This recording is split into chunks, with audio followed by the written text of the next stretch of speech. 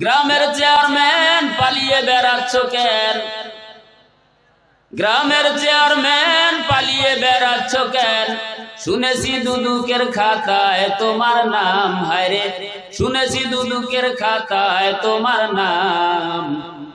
আগে কি সুদ ঘুষ মাল কামাইতাও তুমি, আগে কি সুদ ঘুষ মাল কামাইতাও, ঠিক না? মুরব্বী কইতেছে, ও চেয়ারম্যান সাহেব পলায় বেড়ানতে 5 বছর তো ঠিকই ক্ষমতায় ছিল, এখন তোমারে কেন পিটানি দেয়, এখন কেন তোমার পড়ে যাওয়া লাগে? আগে কি সুদ ঘুষ মাল খাইতা নাকি 5 বছর কি করতা, এখন কেন তোমার অ্যারেস্ট করে? এখন চেয়ারম্যানের এটা বলতেছে, মুরব্বী গ্রামের চেয়ারম্যান পালিয়ে বেড়াচ্ছ কেন? শুনেছি দুদুকের খাতায় তোমার নাম, হায়রে শুনেছি দুদুকের খাতায় তোমার নাম। আগে কি সুদ ঘুষ মাল কামাইতাও তুমি, আগে কি সুদ ঘুষ মাল কামাইতাও? প্রশ্ন করছে। এবার চেয়ারম্যান কি বলে শুনবেন?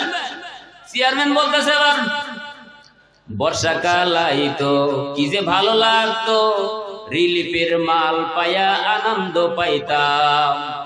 বর্ষাকাল আইতো কি যে ভালো লাগতো, রিলিফের মাল পায়া আনন্দ করতাম। কিছু মাল বিলাইয়া ভিডিও করিয়া, ঠিক না? কিছু মাল বিলাইয়া সেলফি তুলিয়া ছবি উঠাইয়া পত্রিকা ছাপাইয়া বাকি মাল দিয়া আমার গুদাম ভরিতাম, হায়রে বাকি মাল দিয়া আমার পেটটা ভরিতাম। আগে কি সুন্দর মাল কামাইতাম আমি, চেয়ারম্যান ভাই আগে কি সুন্দর মাল কামাইতাম। গ্রামের চেয়ারম্যান পালিয়ে বেড়াচ্ছ কেন? শুনেছি দুদুকের খাতায় তোমার নাম, হায়রে শুনেছি দুদুকের খাতায় তোমার নাম। আগে কি সুদ ঘুষ মাল কামাইতাও তুমি, আগে কি সুদ ঘুষ মাল কামাইতাও, ঠিক না?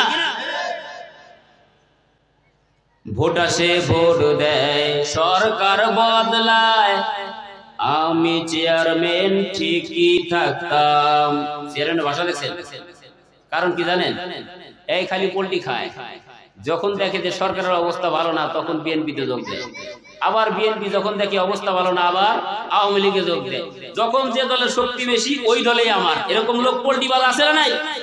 এটা হলো মুনাফিক মার্কা লোক, যখন তখন পোল্ট্রি মারে। তাই চেয়ারম্যান কইতেছে, ভোট আসে ভোট যায় সরকার বদলায়, আমি চেয়ারম্যান ঠিকই থাকতাম। দলের চেয়ে ভোট বড়, ভোটের চেয়ে পেট বড়, দলের চেয়ে ভোট বড়, ভোটের চেয়ে পেট বড়। তাই তো এ দল ও দল ডিগবাজি খাইতাম আমি, তাই তো এ দল ও দল ডিগবাজি খাইতাম। আগে কি সুন্দর মাল কামাইতাম আমি, আগে কি সুন্দর মাল কামাইতাম। গ্রামের চেয়ারম্যান পালিয়ে বেড়াচ্ছ কেন? গ্রামের চেয়ারম্যান পালিয়ে বেড়াচ্ছ কেন? শুনেছি দুদুকের খাতায় তোমার নাম, হায়রে শুনেছি দুদুকের খাতায় তোমার নাম। আগে কি সুদ ঘুষ মাল কামাইতাম, ঠিক না? এটা পোল্ট্রিবাজ, এটা মুনাফিকি চরিত্র। যে কোনো মুহূর্তে তারা পোল্ট্রি মারতে পারে, যেমনি ভাবে পোল্ট্রি মেরেছে আব্দুল্লাহ ইবনে উবাই ইবনে সুলুল, এরা যে কোনো মুহূর্তে এরকম কি করতে পারে, পোল্ট্রি মারতে পারে। তাই রাসূল আরবি সাল্লাল্লাহু আলাইহি সাল্লাম আর একটা হাদিস থেকে শোনাতে যাচ্ছি, দুনিয়ার জমিন থেকে চলে যাওয়ার পূর্বে হুযায়ফা ইবনুল ইয়ামিন নামক একটা সাহাবী ছিলেন। এই সাহাবার কাছে তিনি মুনাফিকদের একটা লিস্ট করে দিলেন। মুনাফিকি চরিত্রের যে সমস্ত মানুষগুলো ছিল তাদের এরকম লম্বা একটা লিস্ট করে দিয়েছিলেন। আব্দুল্লাহ ইবনে উবাই ইবনে সুলুল সহ ওই জামানার যতগুলো মুনাফিক ছিল সকলের লিস্ট হুযায়ফা ইবনুল ইয়ামিন নামক একজন সাহাবার কাছে দিলেন। এই সংবাদ কোন এক সময় ওমর ফারুক রাদিয়াল্লাহু তাআলা আনহুর কাছে চলে গেল। ওমর ফারুক রাদিয়াল্লাহু তাআলা আনহু বললেন, সর্বনাশ, হুযায়ফা ইবনুল ইয়ামিন রাদিয়াল্লাহু তাআলা আনহু যেই জানাজার নামাজে অংশগ্রহণ করেন সকলেই বুঝতে পারে যে এর ব্যাপারে কোনো বিপদ নাই, এর ব্যাপারে কোনো রেড অ্যালার্ট নাই। কিন্তু যেই জানাজার মধ্যে হুযায়ফা ইবনুল ইয়ামিন নামক সাহাবা যেই জানাজার মধ্যে যায় না, সাহাবাদের বুঝতে কোনো কষ্ট হয় না হুযায়ফা ইবনুল ইয়ামিন রাদিয়াল্লাহু তাআলা আনহু কেন এই জানাজার নামাজে আসলো না। তার মানে মুনাফিকদের যেই লিস্টটা দিয়েছিল মনে হয় ওই লিস্টের মধ্যে তার নাম আছে, এটা ধরে নেয়। ওমর রাদিয়াল্লাহু তাআলা আনহুর মস্তিষ্কের ভিতরে এটা লাড়া বলল। তিনি হুযায়ফা ইবনুল ইয়ামিন রাদিয়াল্লাহু তাআলা আনহুর কাছে গেলেন, বললেন, ভাই হুযায়ফা ইবনুল ইয়ামিন, শুনেছি রাসূল আরবি সাল্লাল্লাহু আলাইহি সাল্লাম আপনার কাছে একটা লিস্ট দিয়েছে, যে লিস্টের ভিতরে মুনাফিকদের নাম রয়েছে। আপনার কাছে বিশাল করজোড় অনুরোধ, আপনি একটু বলেন তো ওই মুনাফিকদের লিস্টের মধ্যে আমি ওমরের নামটা আছে কিনা। বলেন আল্লাহু আকবার।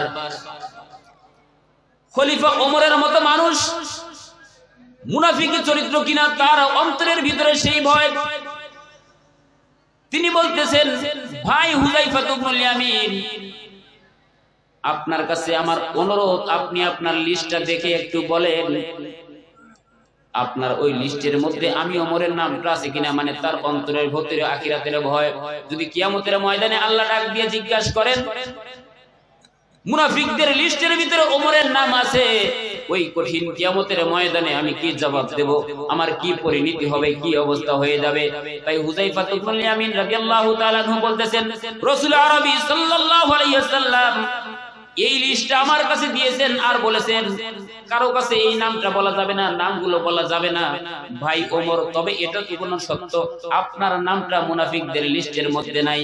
কিন্তু ওমর রাদিয়াল্লাহু তাআলা আনহু কিছুদিন পর পর ওই হুযায়ফা ইবনুল ইয়ামিন রাদিয়াল্লাহু তাআলা আনহুর কাছে যাইতেন আর বলতেন, যেহেতু আল্লাহ বলেছেন ওয়ামিনান নাসি মান ইয়াকুল আমান্না বিল্লাহি ওয়া বিল ইয়াউমিল আখির ওয়া মা হুম বিমুমিনিন।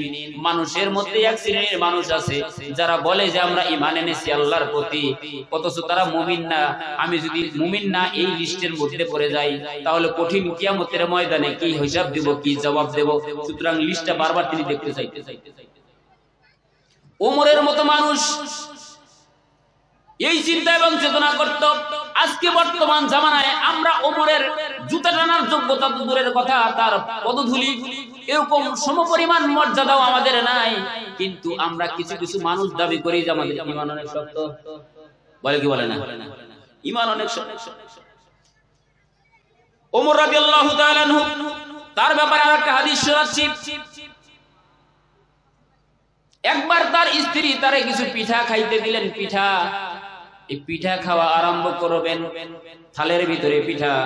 হঠাৎ করে পিঠা তখন সামনে নেবেন, চিন্তা করতেছেন, আহারে এই পিঠা যদি আমি খাই, এই পিঠা যদি আমি খাবার খাই, আর কিয়ামতের ময়দানে যদি আল্লাহ জিজ্ঞাসা করেন এই পিঠা যে ওমর তুমি খেয়েছো, তোমার রাষ্ট্রের ভিতরে যত মানুষ ছিল এরা কি পিঠা পেয়েছে, এদেরকে তুমি পিঠা পাঠাইছো, এদেরকে তুমি পিঠা খাওয়াইতে পেরেছো কিনা, আমি ওমর ওই কঠিন কিয়ামতের ময়দানে কি জবাব দেব, কি হিসাব দেব।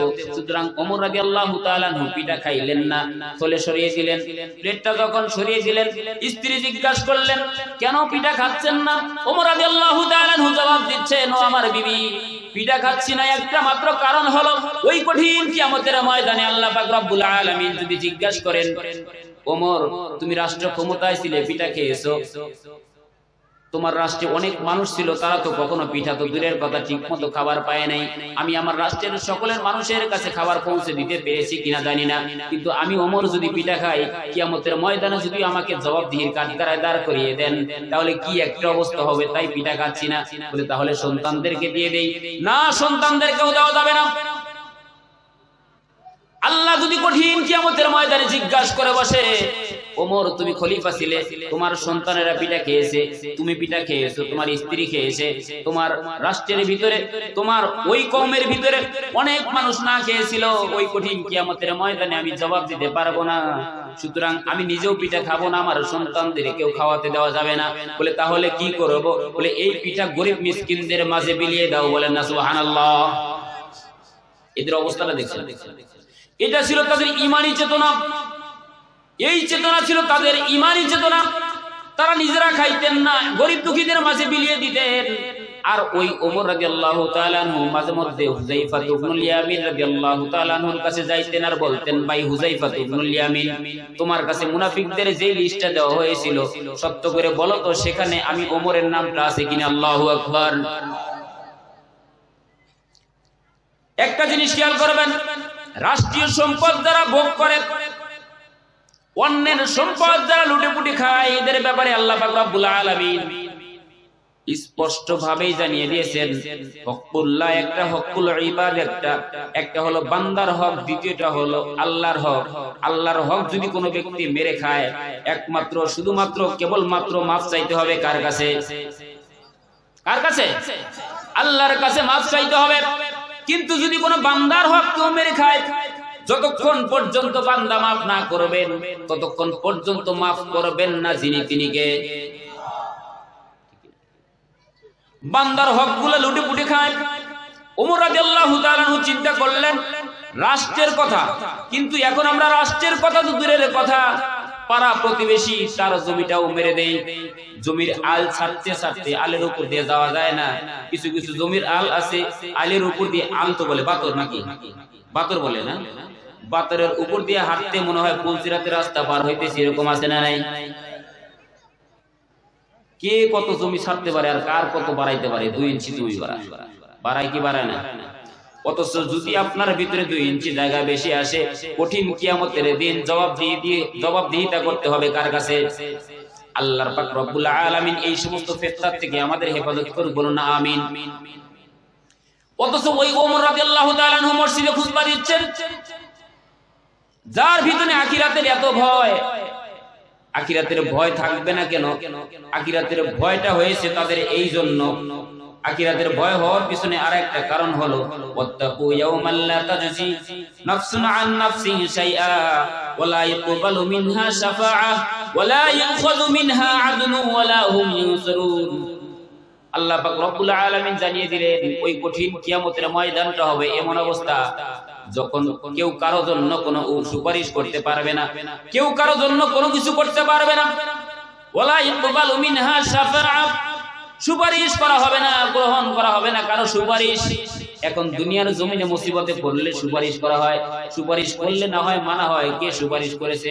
বলে এই যে আজকে প্রধান অতিথি আসছেন, আজকে আমাদের প্রধান অতিথি যেমনি ভাবে বর্তমান যুবক অ্যাডভোকেট বিপ্লব হাসান পলাশ ভাই সংসদ সদস্য, ঠিক না? সংসদ সদস্য তো, এর যদি সুপারিশ যায় কোথা থেকে? বলে রৌমারি থেকে।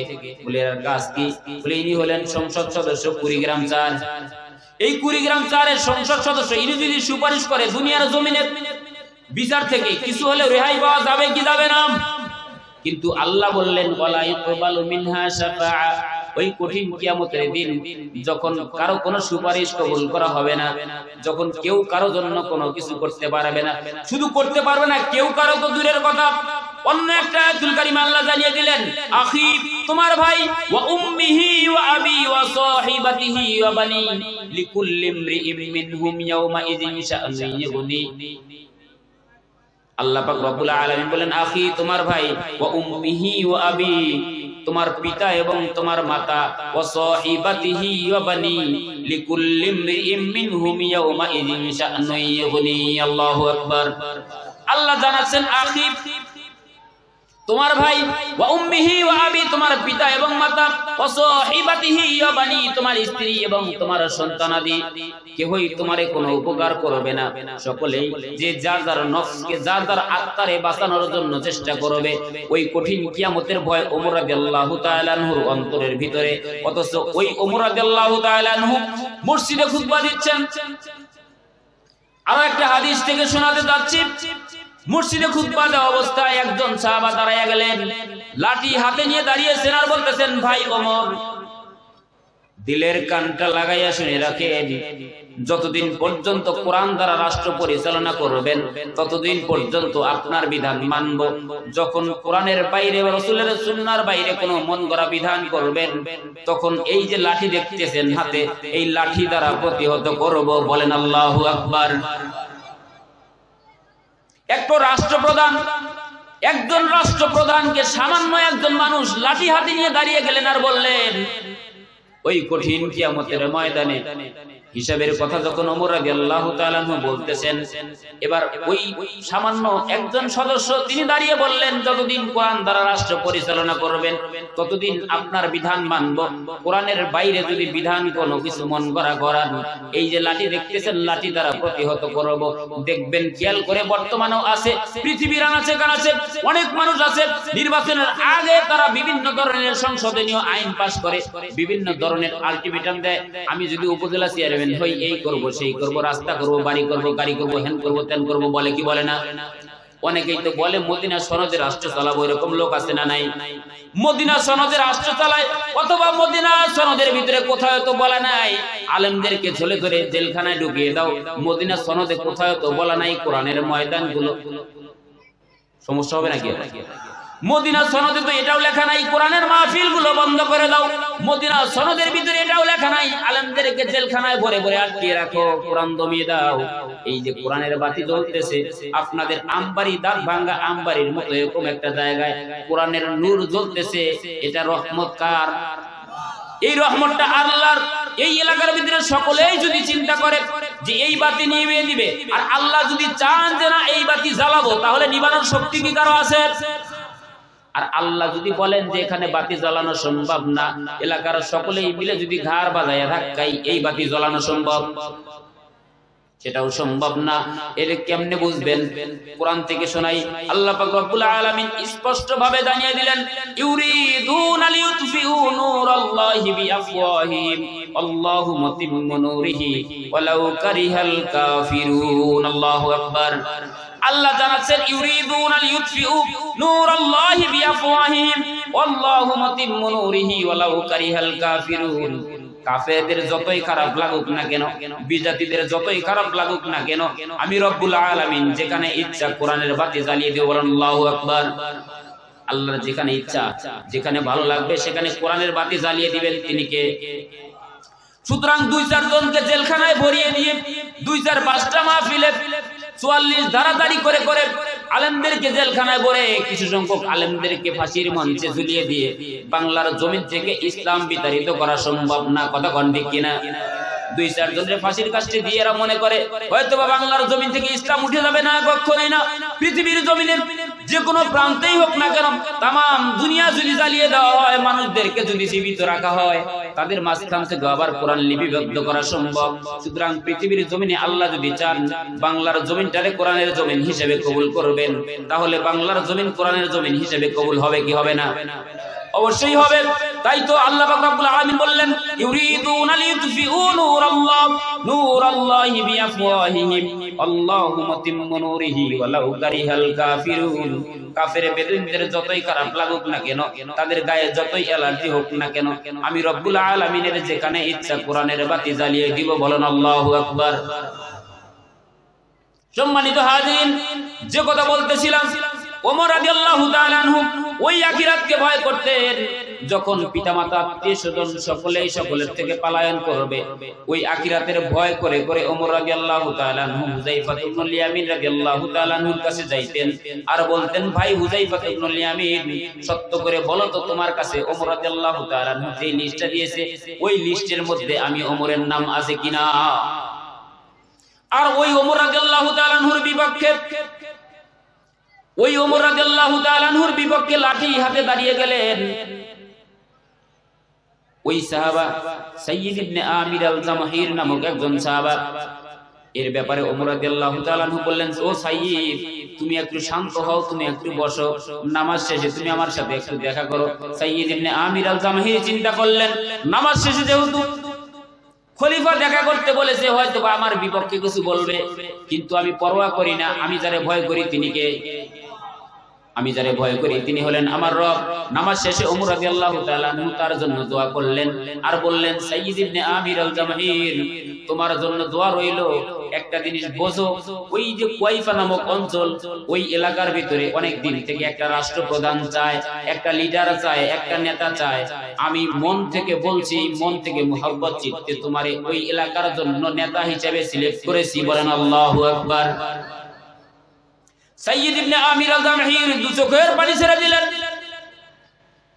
দু চোখের পানি ছেড়ে দিয়ে বলতেছেন, ভাই ওমর, আমি তো নেতা হয়ে দুনিয়ার জমিনে বাঁচতে চাই না, আমি নেতা হয়ে বাঁচতে চাই না, আমি দুনিয়ার জমিনে সামান্য মানুষ হিসেবে, সামান্য নাগরিক হয়ে বাঁচতে চাই, আমারে আপনি ওই এলাকার ভিতরে নেতা হিসেবে পাঠায়েন না।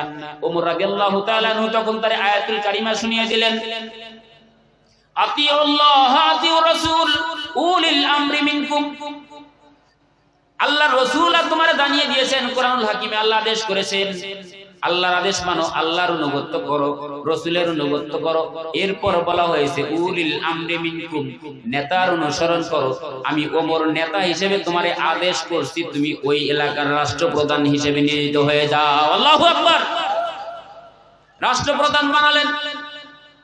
সাইয়্যিদ ইবনে আমির আল-জামাহি রাষ্ট্রপ্রধান হবেন না। তিনি কান্না করতেছেন আর বলতেছেন, ভাই ওমর, আমার যদি অভয় বাণী দেওয়া যায়, আমার যদি অপশন দেওয়া যায় যে তুমি কোনটা বেছে নেবে, সামান্য মানুষ, সাধারণ মানুষ হিসেবে বাঁচবে নাকি নেতা হিসেবে বাঁচতে চাও? আমি সামান্য সাধারণ মানুষ হিসেবে এই এলাকায় বসবাস করতে চাই, আমি নেতা হতে চাই না। বর্তমান জামানায় যদি এরকম বলা হয় যে দাঁত ভাঙ্গা এই এলাকাতে চেয়ারম্যান নিযুক্ত করব আপনাকে, আর কেউ দাঁড়াবে না, সে খুশিতে লাভ দেবে। দেবে কি দেবে না? কারো যদি সিলেক্ট করা হয় যে এলাকার লিডার আপনি, সে তো খুশিতে লাভ। যে ভোট দিতে গেলে হয়তো রাত্রে দেওয়া লাগে, অথবা শেষ রাতে, অথবা দুপুর হওয়ার আগেই শেষ, সন্ধ্যা হয়ে যায়, ভোট কোনা শেষ হয় না। কি হয়েছে? ভোট উপজেলা যায়, কোনা শেষ। ভোট দেওয়া লাগে তো দূরের কথা, এত কষ্ট, ভোট না দিলেও পাস, বাইরে বাইরে করা লাগে, কত চিন্তা, কত কাহিনী। ওর থেকে এই দাঁত ভাঙ্গা এলাকার থেকে যদি আমারে সিলেক্ট করে, তাহলে তো আমি একবারেই পার, লাভ দেবে, ঠিক না? অথচ তাদের আকীদা, তাদের ঈমানি চেতনা, তাদের চেতনা ছিল আমি নেতা হয়ে বাঁচতে চাই না, আমি এই এলাকায় সামান্য সাধারণ নাগরিক হিসেবে বাঁচতে চাই। ভাই ওমর, আমার যদি দুইটা অপশন দেওয়া যায়, আমি নেতা হিসেবে বাঁচতে চাই না।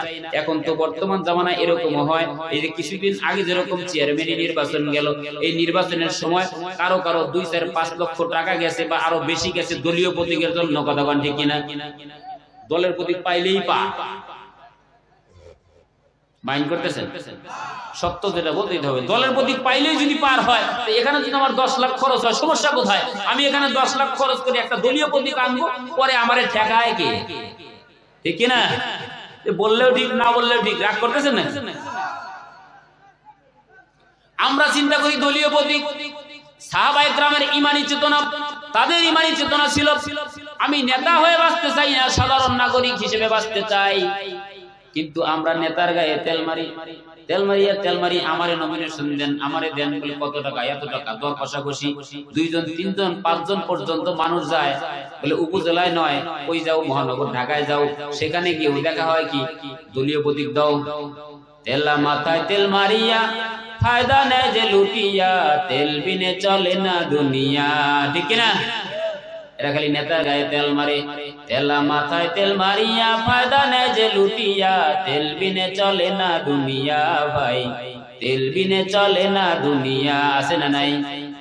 নারিকেল, সরিষা, তিসি, বাদাম, সোয়াবিন, সূর্যমুখী, তিলের তেল আর ডিজেল, কেরোসিন, দাওয়াখানা, কবিরাজি, হোমিওপ্যাথিক তেল, মাথায় দিলে গরম মাথা হইয়া যায় হিমেল। আবার গন্ধ তেলে, আবার গন্ধ তেলে গিন্নির পরাণ খুশিতে যায় ভরিয়া, তেল বিনে চলে না দুনিয়া। আছে না নাই? অসুস্থ বা রোগী হইয়া যাবেন ক্লিনিকে, সেখানেতেও তেলের বাহার দেখবেন চারিদিকে। ডাক্তার, মিস্টার, সাংবাদিক, কোন তেলের পাগল সবাই, তেল পাইলে সবাই যেন ডাকে নতুন জামাই, ঠিক না? যাই দেখবেন হাসপাতালে বেড নাই, সিট নাই। আর একজন নেতা ফোন করবো, সিট আপনার তো দূরের কথা, আর একটা অসুস্থ রোগীর মালিক শুয়ে হলেও আপনার সিট দেবো, দেয় কি দেয় না? বর্তমান হাসপাতালে ব্যবসাটা এত দুর্নীতিতে ভরে গেছে, এটা বলার মতো না। অসুস্থ বা রোগী হইয়া যাবেন ক্লিনিকে, সেখানেতেও তেলের বাহার দেখবেন চারিদিকে। ডাক্তার, মিস্টার, সাংবাদিক, কোন তেলের পাগল সবাই, তেল পাইলে সবাই যেন ডাকে নতুন জামাই। তেল পাইলে নেতা খুশি, তেল পাইলে নেতা খুশি, এমপি মন্ত্রী সব পিয়া, তেল বিনে চলে না দুনিয়া, ভাই তেল বিনে চলে না দুনিয়া। তেল মাথায় তেল মারিয়া, ঠিক না? তেলা মাথায় তেল মারিয়া ফায়দা নেয় যে লুটিয়া, তেল বিনে চলে না দুনিয়া, হয় তেল বিনে চলে না দুনিয়া। ঠিক কিনা? এরকম তেলবাসী এলাকা আছে, অনেক জায়গায় আছে। আপনাদের এলাকা আলহামদুলিল্লাহ বলেন আলহামদুলিল্লাহ। যে কথা বলতেছিলাম, নেতা বলতেছেন আমার আদেশ, তুমি কুয়াইফা নামক অঞ্চলে তুমি প্রতিনিধি হিসেবে যাবা, ওই এলাকার রাষ্ট্রপ্রধান হিসেবে তুমি যাইবা। কিন্তু সাইয়্যিদ ইবনে আমির আল জামাহির বলতেছেন আমি নেতা হিসেবে বাঁচতে চাই না, দুনিয়ার জমিনে সামান্য মানুষ হয়ে বাঁচতে চাই। ধরে নেন, সংক্ষিপ্ত ভাবে বুঝাতে যাচ্ছি, সাইয়্যিদ ইবনে আমির আল জামাহির ওই এলাকার লিডার হিসেবে পাঠানো হলো। লিডার হিসেবে তিনি গেলেন, 1 বছর পর্যন্ত ওই এলাকায় রাষ্ট্র পরিচালনা করলেন। ওমর রাদিয়াল্লাহু তাআলা আনহু চিন্তা করলেন কুয়াইফা নামক অঞ্চলে একটা গোয়েন্দা কমিটি পাঠানো যায়। একটা গোয়েন্দা কমিটি পাঠানো হলো, ওই এলাকার ভিতরে ঘুরে ঘুরে মানুষের কাছ থেকে অভিযোগ নিয়ে আসবে, আর ওই এলাকায় দরিদ্রদের একটা লিস্ট নিয়ে আসবে। কারণ আমি ওমর রাদিয়াল্লাহু তাআলা আনহু ওই এলাকায় দরিদ্রদের মাঝে কিছু মাল বন্টন করতে চাই। আল্লাহু আকবার। মাল বন্টন করতে চাই। একটা গোয়েন্দা গেল, গোয়েন্দা কমিটি গিয়ে কুয়াইফা নামক অঞ্চলে যখন ঘোরাঘুরি করতে লাগলো, মানুষের কাছে যেখানে গিয়ে জিজ্ঞাসা করে আপনার এলাকার সবথেকে একজন দরিদ্র ব্যক্তির নাম বলেন, ওই একজন ব্যক্তির নাম বলেন। যখন বলে একজন ব্যক্তির নাম বলেন, বলে আমাদের এই অঞ্চলের ভিতরে একটা দরিদ্র মানুষ যদি চান, তার নাম হলো সাইয়্যিদ ইবনে আমির আল জামাহির। বলে আল্লাহু আকবার। বুঝতেছেন কথা?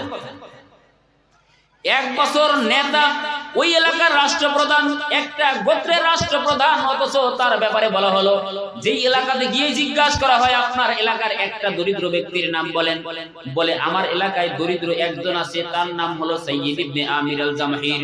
এরকম ঘুরে ঘুরে ওই একজন ব্যক্তি ছাড়া যেখানেই যায় জিজ্ঞাসা করে সাইয়্যিদ ইবনে আমির আল জামাহির। ওমর রাদিয়াল্লাহু তাআলা আনহুর কাছে লিস্ট চলে আসলো, গোয়েন্দার লিস্ট। লিস্টে নাম পড়ে প্রথমেই সাইয়্যিদ ইবনে আমির আল জামাহির, আরো একজন গোয়েন্দার নাম পড়ে, এখানেও সাইয়্যিদ ইবনে আমির আল জামাহির। যেই গোয়েন্দাগুলো পাঠানো হয়েছে এক এক গ্রামে গ্রামে ঘুরে ঘুরে যে লিস্ট গুলো করেছে, প্রথমে নাম যার, তার নাম হলো সাইয়্যিদ ইবনে আমির আল জামাহির। এবার ওমর রাদিয়াল্লাহু তাআলা আনহু বললেন এটা কোন সাইয়্যিদ? গোয়েন্দা সংস্থার লোকগুলো বলতেছেন যারে আপনি 1 বছর আগে লিডার হিসেবে ওই এলাকায় পাঠিয়েছেন, যিনি আপনার বিপক্ষে লাঠি হাতে দাঁড়িয়েছিল, ওই সাইয়্যিদ ইবনে আমির আল জামাহির হলো ওই কুয়াইফা অঞ্চলের ভিতরে সবথেকে দরিদ্র। বলেন না আল্লাহু আকবার। সবথেকে দরিদ্র হলো সাইয়্যিদ ইবনে আমির আল জামাহির, তার থেকে দরিদ্র ওই কুয়াইফা অঞ্চলের ভিতরে আর নাই। বর্তমান বিশ্বের আনাচে কানাচে তাকিয়ে দেখবেন 5 বছর যাওয়ার পরেও নেতার বাড়িতে ইলিশের মাল দেওয়া লাগে। 5 বছর তো দূরের কথা, 1 বছর যাইতে না যাইতেই নেতার বাড়ির ডিজাইন চেঞ্জ। 1 বছর তো 2 বছর দূরের কথা, নেতার রৌমারি শহরে থাকা লাগবে, বিভিন্ন জায়গায় বাসা, কুর্তিমারি থাকা লাগবে বাসা, রাজীবপুর থাকা লাগবে বাসা, আনন্দবাড়ি বাসা, যাইতে যাইতে বাসা। এভাবে যাবে আর যাবে, শুধু যাবে না, ঢাকা শহরে বাসা, শুধু তাই না, নেতা যদি 5 বছর ক্ষমতার চেয়ারে বসে, এরপরে বিদেশি বাড়ি করে লেখা। ঠিক না? রাগ করতেছেন মনে হয়, শেষ করে দেই। সম্মানিত হাজিরিন, সাইয়্যিদ ইবনে আমির আল জামাহির 5 বছর পর্যন্ত ওই এলাকায় নয়। সাইয়্যিদ ইবনে আমির আল জামাহির যখন নেতার দায়িত্ব পালন করতেছেন, গোয়েন্দা কমিটি গেল, সেখানে কমিটিরা লিস্ট নিয়ে আসলো, প্রথম সারির দরিদ্র যিনি, তিনিই হলো নেতা। আর আমাদের এলাকাতেও নেতা আছে, আপনাদের এলাকাতেও নেতা আছে। 5 বছর ক্ষমতায় যদি থাকতে পারে, তার গাড়ির ডিজাইন চেঞ্জ হয়, তার বাড়ির ডিজাইন চেঞ্জ হয়, সব নকশা পরিবর্তন করে। এটা হলো দুনিয়াবি খেলা। কথা কন ঠিক কিনা? ওমর রাদিয়াল্লাহু তাআলা আনহু খুশি হলেন, নিজেই সাইয়্যিদ ইবনে আমির আল জামাহিরের জন্য কিছু স্বর্ণ মুদ্রা পাঠিয়ে দিলেন, কিছু হাদিয়া পাঠিয়ে দিলেন। সম্মানিত হাজিরিন, আরো একটা বিষয় তিনি সরাসরি গেলেন। সংক্ষিপ্ত ভাবে যেটা বুঝাতে যাচ্ছি, সাইয়্যিদ ইবনে আমির আল জামাহিরের বাসায় ওমর রাদিয়াল্লাহু তাআলা আনহু গেলেন। যাওয়ার পর তিনি ওই কওমের লোকদেরকে দাঁড় করিয়ে দিয়ে বললেন, এই যে 1 বছর আগে আপনাদের এলাকায় নেতা পাঠিয়েছিলাম, এই নেতার ব্যাপারে আপনাদের কোনো অভিযোগ আছে কিনা? এবার সকলে মিলে নয়, মাঝখান থেকে কয়েকজনে হাত উত্তোলন করলো। আমাদের নেতার বিপক্ষে আমাদের অভিযোগ আছে 4টা। কয়টা অভিযোগ আছে? 4টা। কি কি অভিযোগ? বলে নেতার মির্গি রোগ আছে, নেতা মাঝে মধ্যে বেহুশ হয়ে যায়, মাথায় পানি দেওয়া লাগে, তারপর নেতা সুস্থ হয়। নেতার মির্গি রোগ 1 নাম্বার সমস্যা, নেতার মির্গি রোগ আছে। 2 নাম্বার সমস্যা হলো নেতা সকালবেলা অফিসে আসতে দেরি করে। 3 নাম্বার সমস্যা হলো আপনার কাছে শুনেছি আপনি নাকি রাষ্ট্র পরিচালনা করেন, দিনের বেলায় রাষ্ট্র পরিচালনা করেন, রাত্রি বেলায় বাড়ি বাড়ি গিয়ে ঘুরে ঘুরে খোঁজ নেন, কিন্তু নেতা সারাদিন আমাদের সাথে থাকে বটে, রাত্রে কখনো আমাদের কাছে আসে। 4 নাম্বার সমস্যা হলো নেতার আরো একটা সমস্যা আছে, বলে কি নেতা শুক্রবারের দিন অফিস করে তো দূরের কথা, জুমার আগে নেতা কারোর সাথে সাক্ষাৎ করে না। কখন? জুমার আগে। অভিযোগ কয়টা? অভিযোগ কয়টা? যেই নেতা এত সুন্দর চরিত্রবান, যার ইমানি চেতনা এত ভালো, যিনি ওমরের মতো একজন মানুষের সামনে লাঠি হাতে দাঁড়িয়ে গেলেন, তার বিপক্ষে অভিযোগ করলেন কয়টা? প্রথম অভিযোগ নেতার মির্গি রোগ আছে। 2 নাম্বার অভিযোগ হলো নেতা সকালে অফিসে আসতে দেরি করে। 3 নাম্বার অভিযোগ হলো নেতা দিনের বেলায় সময় দেয়, রাতে সময় দেয় না। 4 নাম্বার অভিযোগ হলো নেতা শুক্রবারের দিন জুমার আগে কারোর সাথে সাক্ষাৎ করে না। ওমর রাদিয়াল্লাহু তাআলা আনহু ঘামতে শুরু করলেন, সর্বনাশ, যেই সাইয়্যিদ ইবনে আমির আল জামহির আমার বিপক্ষে লাঠি হাতে দাঁড়িয়ে গিয়েছেন, ওই সাইয়্যিদ ইবনে আমির আল জামহিরের বিপক্ষেও 4টা অভিযোগ, তাও ছোট ছোট অভিযোগ না, বড় বড় অভিযোগ। আরে সাইয়্যিদ ইবনে আমির আল জামহির, জবাব দাও, জবাব দাও, তোমার বিপক্ষে কেন এত অভিযোগ? জবাব তবে কি যাবে না? জবাব শোনার দরকার আছে। আমরা জবাব শেষের দিকে দিয়ে যাচ্ছি ইনশাআল্লাহ, শুনে যাবো তো ইনশাআল্লাহ, নাকি আবার ফিরে চলে যাবেন? মতলব তো ঠিক আছে। যে কথা বুঝাতে যাচ্ছিলাম, তাদের ভিতরে ছিল ইমানি চেতনা, একটু মনে করাই দিয়ে, তাদের ভিতরে ছিল ইমানি চেতনা, তারা আখিরাতকে ভয় করত। যেই কঠিন কিয়ামতের ময়দানে ভাই ভাইরে ভুলে যাবে, এই যে দাঁত ভাঙ্গা এলাকায়, দাঁত ভাঙ্গা এলাকায় ধরেন ওখানে কিলাকিলি বাজছে, দাঁত ভাঙ্গে সব শেষ, যদি বাড়িতে জিজ্ঞাসা করা হয় কার কার ছেলে, অমুক অমুকের ছেলে, কোন গ্রাম, বলে যে আমবাড়ির এলাকা আর অমুক এলাকার খেলা হয়েছে, ওখানে বাইরে বাইরে লাগছে। আপনার যদি ভাই থাকে, ওই ভাই যদি কিলাকিলি অবস্থা ওই এলাকাতে থাকে, ভাইকে আপনারা রেখে চলে আসবে? ভাই রেখে চলে আসবে না, ওখানে জীবন দিয়ে হলেও সেখান থেকে বাইরে ফিরানোর চেষ্টা করবে। বাবা কখনোই সন্তানদের থেকে বিপদে ফেলে চলে আসবে না, মা সন্তানদের থেকে তো বিপদে ফেলে চলে আসবে না। মা দুনিয়ার জমিনে এমন একটা বৃক্ষ, মা এমন একটা লোক, মা এমন একটা শব্দ, মা এমন একটা ব্যক্তির নাম, যার ব্যাপারে আপনাদের সামনে না বললেই নয়। এই তো কিছুদিন আগে একটা ভিডিও ভাইরাল হলো, সেই ভিডিওর মধ্যে মায়ের চিত্রটা তুলে ধরতে যাচ্ছি। মা দুনিয়ার জমিনে এমন একটা শব্দ, এমন একটা বাক্যের নাম, এই ভিডিওটার ব্যাপারে আপনাদের সামনে তুলে ধরলে বুঝতে পারবেন। জঙ্গলের ভিতরে মহিষগুলো খাবার খাচ্ছে, মহিষগুলো জঙ্গলের ভিতরে খাবার খাচ্ছে, হঠাৎ করে কয়েকটা সিংহ এসে মহিষের পালের ভিতরে আক্রমণ করলো। মহিষের পালে যখন আক্রমণ করতে শুরু করেছে, নব্য বাচ্চা প্রসব করেছে এরকম একটা মহিষ আছে, কিছুক্ষণ আগে মহিষটা বাচ্চা প্রসব করেছে, ভিডিও ধারণ করেছে যারা, তাদের ভিডিওর মধ্যে দেখা গিয়েছে এই বাচ্চাটারে আক্রমণ করতে শুরু করেছে। সকল মহিষগুলো দৌড়িয়ে পালানো আরম্ভ করেছে, সিংহের থাবার থেকে বাঁচার জন্য সব মহিষগুলো চলে যাচ্ছে, কিন্তু মা মহিষটা বাচ্চার এদিক থেকে বাধা আসে, এদিক থেকে সিংহ আসে বাধা দেয়, ওই দিক থেকে সিংহ আসে তাড়া করে, বিভিন্ন দিক থেকে যেখান থেকে সিংহ আসুক না কেন, মা মহিষটা বাচ্চারে বাঁচানোর জন্য তারা করে, মা মহিষটারে বাচ্চারে বাঁচানোর জন্য এদিক থেকে আসে, এদিকে আক্রমণ করে, এদিক থেকে বাধা দেয়, যেখান থেকে আসুক না কেন মা মহিষটা ওই বাচ্চাগুলোরে ফিরিয়ে দেয়, বাচ্চারে সংরক্ষণ, বাচ্চারে সুরক্ষিত রাখার জন্য আক্রমণ করে, নিজের জীবনের মায়া করে না, বাঁচাতে চায় তারে, এই বাচ্চা কথা ঘন্টে কিনা বাঁচাতে চায় যাকে, সেটা হলো বাচ্চা। এটা হলো জঙ্গলের প্রাণীর কথা বলতেছি, কিন্তু দুনিয়ার জমিনে মা নামক শব্দটাই এত প্রিয়। দেখেন খেয়াল করে, মহিষের থেকেও মায়ের অন্তরের ভিতরে সন্তানের প্রতি মহব্বত কম না বেশি? সন্তানের প্রতি মায়ের মহব্বত টুকুনো বেশি।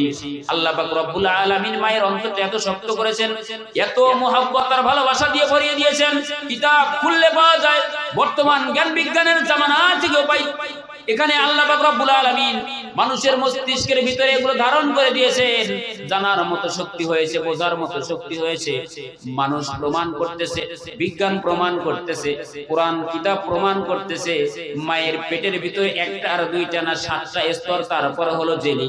এই জেলিটা 7 মাস যখন অতিবাহিত হয়ে যায়, মায়ের সন্তান, গর্ভের সন্তানটারে মাথাটা দেওয়া হয় নিচের দিকে, পাটা উপরের দিকে চলে যায়, সন্তান মায়ের কলিজার ভিতরে আঘাত করতে শুরু করে।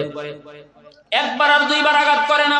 বিজ্ঞানের জামানায় জ্ঞান বিজ্ঞান প্রমাণ করছে মায়ের অন্তরের ভিতরে, কলিজার ভিতরে সন্তান, একটা সুস্থ সন্তান মায়ের গর্ভের ভিতরে 4.5 থেকে 5.5 বার লাথি মারে। আল্লাহু আকবার। এটা দুনিয়ার জমিনে সামান্য কোনো লাথি না। বিজ্ঞান প্রমাণ করে দিচ্ছে, এই লাথি যদি দুনিয়ার জমিনের কোনো বাবার কলিজায় মারা হতো, সন্তান যদি বাবার কলিজায় এই লাথিটা মারতো, দুনিয়ার জমিনের কোনো বাবা সুস্থ থাকতে পারতো না, অজ্ঞান হয়ে পড়ে যেত। বলেন আল্লাহু আকবার। এই মায়ের কলিজার ভিতরে লাথি মারে, একবার আর দুইবার না, 7 একবার আর দুইবার না, 7টা স্তরের ভিতরে জেলি। এই জেলি থেকে 7 মাস অতিবাহিত হওয়ার পর পাটা যখন উপরের দিকে তুলে দেওয়া হয়, মাথাটা যখন নিচের দিকে দেওয়া হয়, এই পা দ্বারা শুধু সন্তান মায়ের কলিজার ভিতরে লাথি মারতে শুরু করে। এই 7 মাসের পর থেকে 9 মাস 10 দিন পর্যন্ত 4.5 থেকে 5.5 বার যার কলিজায় লাথি মেরেছি তার নাম মা। কথা কোন ঠিক না? এই মায়ের কলিজায় লাথি মারি। শুধু লাথি মারার থেকেই শেষ নয়, 3টা লাথি জনে মেরেছি। সর্বপ্রথম যে লাঠিগুলো মেরেছি এগুলোতে আঘাত কম হয়েছে, আস্তে আস্তে স্তরে স্তরে 3টা লাঠি মেরেছি জোরে। তার প্রথম লাঠিটা যখন মায়ের কলিজার ভিতরে সন্তান মারে, এই লাঠিটা মারার পর দুনিয়ার জমিনের প্রত্যেকটা মা স্বামীর কাছ থেকে বিদায় নিতে শুরু করে। প্রাণের স্বামী, আমি আর সহ্য করতে পারতেছি না, আমার খুব কষ্ট হচ্ছে, মনে হয় আমি দুনিয়ার জমিনে বাঁচবো না, আমারে খুব তাড়াতাড়ি সুস্থ হওয়ার জন্য দোয়া করো, অথবা আল্লাহর কাছে দোয়া করো, অথবা আমারে না মাফ করে দাও, তোমার সাথে সংসার জীবনে যা কিছু হয়েছে আমারে মাফ করে দাও। এরকম আছে না নাই? সন্তানের মহব্বত, সন্তান দুনিয়াতে ভূমিষ্ঠ করতে হবে, এই চিন্তা এবং চেতনা মায়ের অন্তরের ভিতরে স্বামীর কাছ থেকে বিদায় নেয়। এদিকে সন্তান লাথি মারতেই থাকে। একটা লাথি মারার পর মা স্বামীর কাছে বিদায় নেয়। দ্বিতীয় লাথি মারার পর ঘরের ভিতরে যারা থাকে তাদের জড়িয়ে ধরে কান্না করতে শুরু করে। মা কান্না করে, কান্না করে করে বলে, দাদি বলেন আর কাকি বলেন, ঘরের ভিতরে যারাই থাকুক না কেন, তাদের জড়িয়ে ধরে মা কান্না করতে করতে কান্না চিত্তে বলে, আমি আর সহ্য করতে পারতেছি না, এত ব্যথা লাগতেছে, এত কঠিন ব্যথা, যেই ব্যথার ব্যাপারে কোরআনুল হাকিম বর্তমান জ্ঞান বিজ্ঞানের জামানা প্রমাণ করে দিচ্ছে। প্রত্যেকটা সন্তান মায়ের কলিজায় দ্বিতীয়বারের মতো যেই লাথিগুলো মারে, তৃতীয়বারের মতো যেই লাথিগুলো মারে, এই লাথিগুলো যদি দুনিয়ার জমিনের কোনো বাবার কলিজায় মারা হতো, বাবা দুনিয়ার জমিনে শুধু অজ্ঞান নয়, বাবা দুনিয়ার জমিন থেকে চির বিদায় নিয়ে চলে যেত, হার্ট অ্যাটাক করে মারা যেত। এই লাঠিগুলো আমরা মায়ের কলিজার ভিতরে মারিছি। দ্বিতীয় নাম্বার লাঠি তো চলে যায়, কিতাব প্রমাণ করে তৃতীয় নাম্বার লাঠিটা যখন মায়ের কলিজায় মারা হয়, প্রত্যেকটা স্তর টাস টাস করে বাড়তে শুরু করে, জেলিটা ভেঙে যায়, পানিগুলো বাইরে আসে। মা বোনেরা বুঝতে পারে দুনিয়ার জমিনে সন্তান আসার সময় হয়েছে। জরার মুখ যখন খুলে যায়, সন্তান দুনিয়াতে ভূমিষ্ঠ হয়। সন্তান যখন দুনিয়াতে ভূমিষ্ঠ হয়, ট্যাঁ ট্যাঁ করে কান্না শুরু করে। সন্তানের কান্নার আওয়াজটা আল্লাহ পাক রব্বুল আলামিন তার ভিতরে এত বেশি মহব্বত দিয়েছেন, এত বেশি ভালোবাসা আর এত বেশি রোগ প্রতিরোধ ক্ষমতা দিয়েছেন। সন্তানের কান্নার আওয়াজ যখন মায়ের কর্ণভেদ করে হৃদয়ে স্পন্দন, হৃদয়ের ভেতরে পরশ হয়, আল্লাহ পাক রব্বুল আলামিন জ্ঞান বিজ্ঞানের জামানা বিজ্ঞান প্রমাণ করে দিচ্ছে, সন্তানের এই কান্নার আওয়াজের কারণে মায়ের কলিজার ভিতরের প্রত্যেকটা ক্ষত বিক্ষত গুলো পূর্বের ন্যায় সম্পূর্ণ সুস্থ হয়ে যায়। আল্লাহু আকবার। এই মা, যেই মা আপনারা দুনিয়াতে আনার জন্য এত কষ্ট করেছে, কষ্টের পর কষ্ট সহ্য করে তারপর আপনার জন্য শ্রম দিয়েছে, ওই কঠিন কিয়ামতের ময়দানে মা বলবে, আমার দুনিয়ার জমিনে তো বিয়েই হয় নাই, তোমার আমি চিনি না, এখন আমি আগে বাঁচি। আখি তোমার ভাই, ওয়া উম্মিহি ওয়া আবি তোমার মা এবং তোমার বাবা, এরা তোমার পরিচয় দেবে, ওয়া সাহিবাতিহি ওয়া বানি তোমার স্ত্রী এবং তোমার সন্তান, যারে খাওয়ানোর জন্য, যেই স্ত্রীর সুস্থ এবং তারে বাঁচানোর জন্য দুনিয়ার জমিনের অন্যায় অবিচার অপকর্মগুলো করে থাকি, পাড়া প্রতিবেশীর হকগুলো মারি, রাষ্ট্রীয় হকগুলো মারি, বিভিন্ন জায়গায় যেই হকগুলো সঠিকভাবে বোঝাতে চাই না, ভাই ভাইয়ের সম্পদগুলো মেরে দেয়, ভাই বইয়ের সম্পদ বোনের সম্পদগুলো মেরে দেয়। এই লোকগুলো যারে খাওয়ানোর জন্য, সন্তানরে খাওয়ানোর জন্য, মারে খাওয়ানোর জন্য নয়, এবার সন্তান আর স্ত্রীরে খাওয়ানোর জন্যই তো অন্যের টাকা মেরে দেয়। কথা কোন ঠিক কিনা? অথচ ওই সন্তান কিয়ামতের ময়দানে বলবে, আমি তো আমার বাবারে চিনি না। স্ত্রী তার স্বামীরে বলবে, দুনিয়ার জমিনে আমার বিয়ে হয় নাই। ওই কঠিন কিয়ামতের ভয় ওমর রাদিয়াল্লাহু তাআলা আনহুর ভিতরে। আর ওই ওমর রাদিয়াল্লাহু তাআলা আনহু বলতেন, ও সাইয়্যিদ ইবনে আমির আল জামাহির, তোমার কাছে মুনাফিকদের যে লিস্টটা ছিল ওই লিস্টের ভিতরে আমি ওমরের নাম আছে কিনা? আল্লাহ পাক রব্বুল আলামিন আজকের এই আলোচনাগুলো গভীর মনোযোগ দিয়ে দিলের কান দিয়ে আমাদের প্রত্যেককেই বোঝার মতো তৌফিক দান করে বলুন আমিন। আল্লাহ পাক রব্বুল আলামিন প্রথমে জানালেন, ওয়া মিনান নাস মান ইয়াকুলু আমান্না বিল্লাহি ওয়া বিল ইয়াউমিল আখির ওয়া মা হুম বিমুমিনিন। দুনিয়ার জমিনে এমন মানুষ আছে যারা বলে যে আমরা ইমানদার, অথচ তারা তো ইমানদার না। কিসের জন্য না? বলে তাদের টাকায় যাত্রা গানে দেয়, তাদের টাকা গানের মঞ্চে দেয়, এদের টাকা মাদ্রাসায় দেয়। যাদের টাকা দিয়ে মাদ্রাসা হয়, মসজিদ হয়, সকলের টাকা দিয়ে এগুলো হয় না। দেখবেন খেয়াল করে, অনেক সন্তান আছে এই কষ্টের পর কষ্ট সহ্য করে যেই মা দুনিয়ার জমিন থেকে চলে গেছে।